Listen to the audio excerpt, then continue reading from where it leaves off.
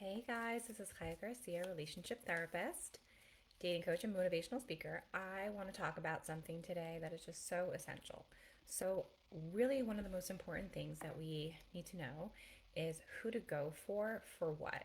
So, one of my clients was talking to her friends and like basically asking her for dating advice, which is what so many people do. So many people go to a place where the information that's there isn't actually the information that they need. So many times people will ask like rabbis or spiritual leaders for advice that doesn't pertain to halacha, it pertains to psychology. But if the rabbi or spiritual leader or person doesn't have the background and the knowledge that they need, then they often just say what they want to say and they give the wrong advice. I think one of the biggest problems in this generation is that we all really need help and we all really need guidance and we all really always need a mentor. We always need someone who knows better than us to help us in those moments where we make really big decisions. So for me, I had Nancy and my mashpia, which means mentor. Until this day, they're parts of my life that when things are really big or challenging or confusing or I need to make a big decision, I still call them up and ask them for advice because I know that in specific areas they have an expertise. So, why I'm saying that is because so many women, when they're going through something, they go to their closest friends, right? Or they go to someone that that they're friends with. And they say, "Oh my gosh, this guy, he didn't call me back. He it took him 2 days to respond. We went on one date and then he didn't message me anything. And then, like, 3 days later, I heard from him asking me out again. And what does that mean? Is it okay?" And here's the biggest fucking problem. Sorry for cursing. People don't need to ask other people how they feel. They need to ask themselves, how do I feel? So I'm just going to repeat that. One of the biggest issues when people are struggling is that they ask other people how they should feel, when instead of asking themselves, how do I feel? How do I feel about this? Is this making me feel good? Is this making me feel loved? Is this making me feel pursued? Is this making me feel cared for? Is this making me feel safe? And if all those answers or most of those answers are no, then that is a huge indication that something's wrong, that it's not right. And especially with dating, because, lots of different topics have lots of different nuances, but not really very many. But for dating, the two things that you need to know, yes, I have a sticky note on my finger. The two things you need to know are one, is the person pursuing you? And two, do you like it? So, someone who dates you, like goes out on a date with you, and they don't say, "Oh my gosh, I had such an amazing time. I would love to see you again." And they don't say any of that, and they don't text you that night or the next day, they don't want you. Sorry, they don't want you. And that's not a bad thing. That's nothing against you. That's nothing against how amazing you are or how worth love you are. It means they don't want you for two reasons. One, because they either are not your zivug, they're not your highest soulmate, or two, they're not ready to get married. They're not ready to have a ton of extra energy for another person because they're still using a ton of the energy that they have on themselves. And that's all fine, right? Like, we all go through phases in life where we need our energy for ourselves. Like, we are healing, we are figuring shit out, we are trying to get ourselves okay. And another person have the responsibility of another person would just be detrimental to our lives. So everyone always wants love, right? Like, we always want that connection, that companionship, that love, that person to like be our support system, our consistent support system. But if we don't understand that just because we have that want doesn't mean we're always ready for it, If we don't understand that, then we can consistently try to seek love before we are ready for it, which means before we have the healthy coping mechanisms and the healthy awareness of what we truly need and want, and how to have that in a dynamic of a relationship. Because relationships do take a lot of energy, and they take a lot of effort, and they take a lot of understanding who we are and how to communicate our needs well. And if you don't have yourself kind of figured out, you have voids that are like super big, and you just attract someone to fill that void, but they're not actually going to be your partner. They're just in a role in your life for an exchange of energies and fixing, which truly always ends up in pain, because the only person who can really fix you is yourself. And it's not that you're broken and you need to be fixed, but we all need healing. At every stage in our life, we always need healing.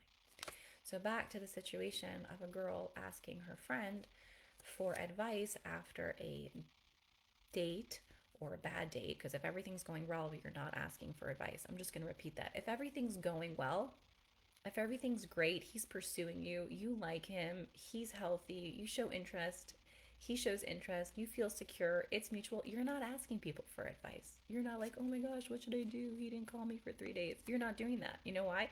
Because you don't need to, because you feel good about it, because you feel secure. And definitely it's okay to ask for advice when things are still going like good and like, does this really matter or whatever. But here's the issue about asking the wrong person: you're not going to get the wrong answers. So asking your friends who are not relationship therapists and who don't study relationships and who aren't focused on what keeps marriages together will get you the wrong answers, which will give you the wrong advice, which will then, if you actually listen to it, will give you the wrong path in life and a shit ton more pain. More pain, a lot more pain. Pain is good because it communicates something's wrong, but we're trying to avoid it, right? So if it happens, we listen to it, but we're not trying to like actively have it in our life. We're trying to avoid pain by all costs. So one of the most important things to think about when you're dating is risk aversion. Like, how risky is this person in my life?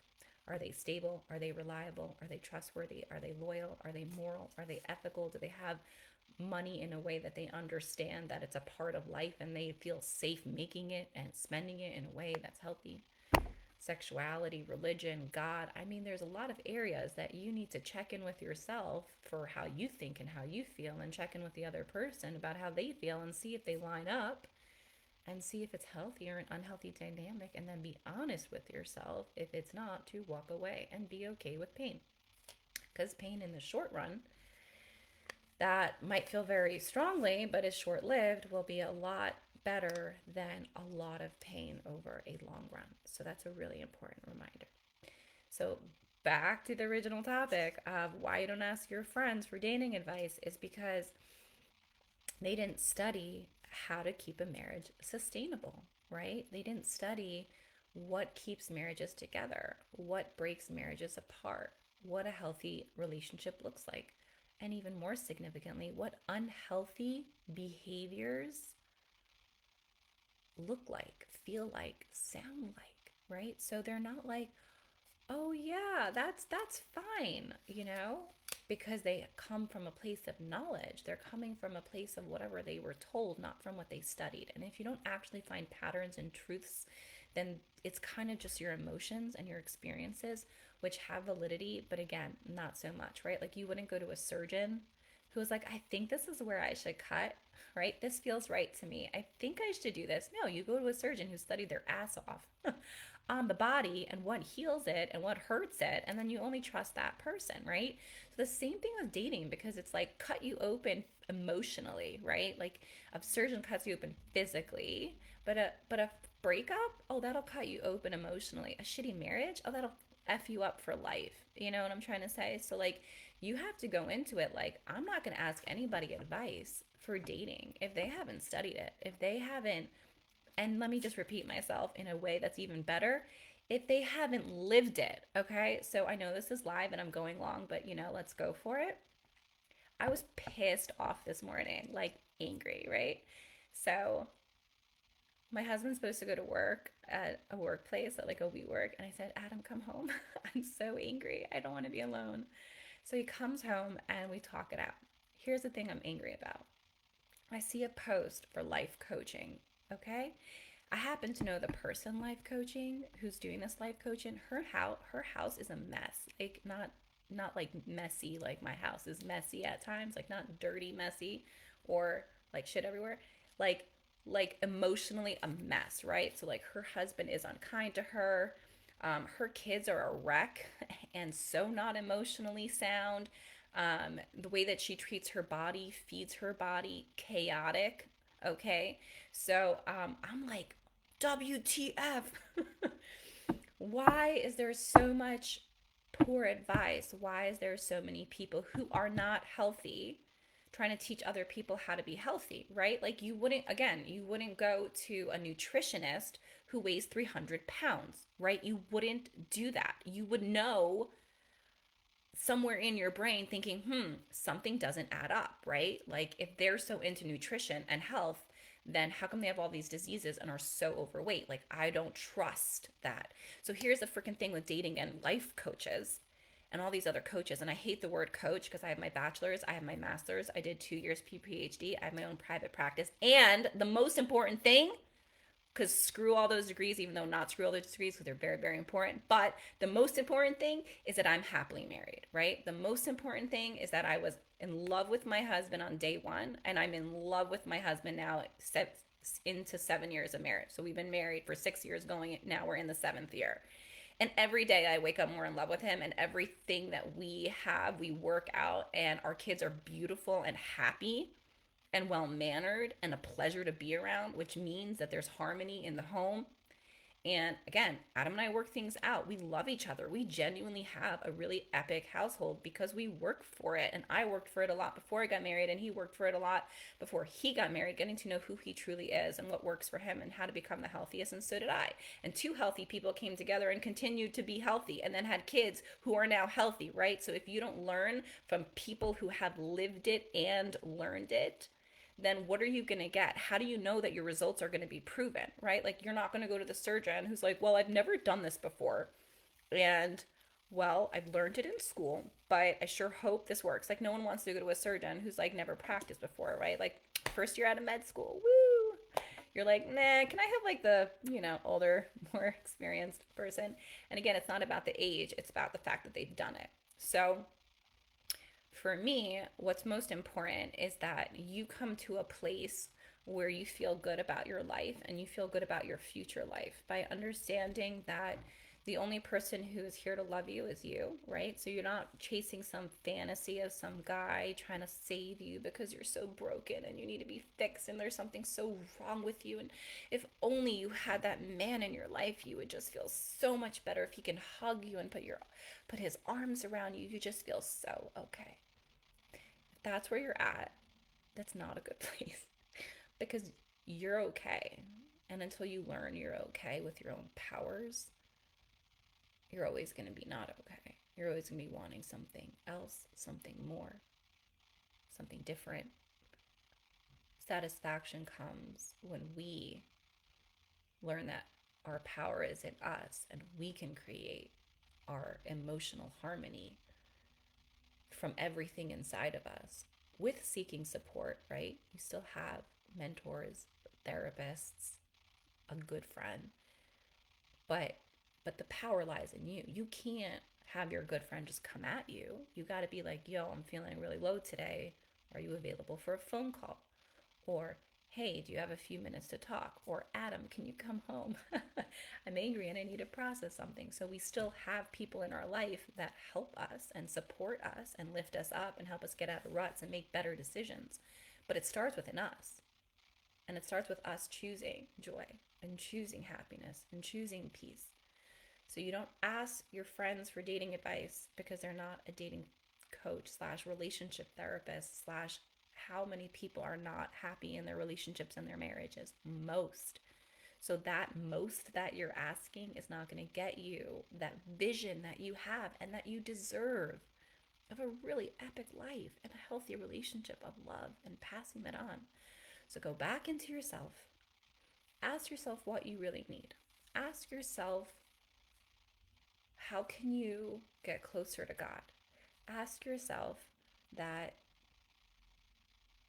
If I were just to love me today, how would that look? And that relationship that you want from something or someone else, start giving that to you. If you want someone to call you more, text you more, go check in with yourself more, ask yourself more questions, have more conversations, internal dialogues, buy yourself more gifts, love notes, take yourself for a walk, drink more water, get off of everything addictive, Instagram, things on the computer that aren't healthy, too much coffee, too much sugar. Oh man, the list goes on. Drugs, weed, alcohol. I mean, anything that will F with your mind, you want to stay away from because you don't want to be dependent on something else to make you okay. Because again, the power is in you. You don't want to give away your power to something and be like, oh, I'm not okay. I need my coffee. And only when I have my coffee will I be okay. Well, like, whoa, how can you ever feel super empowered if you've given over your power to something that's external, right? So there are people who are not addicted to coffee that have it every now and again or whatever. But you hear what I'm saying? You have a lot of strength in you. So honor that. Love yourself, take care of yourself. And I happen to be a marriage therapist and a relationship therapist. So if you really want someone who understands the internal dynamics that will keep a marriage not only to get you married, but to keep you happily married, there's a lot of back work that you just need to learn, right? We all need to learn it. I learned it.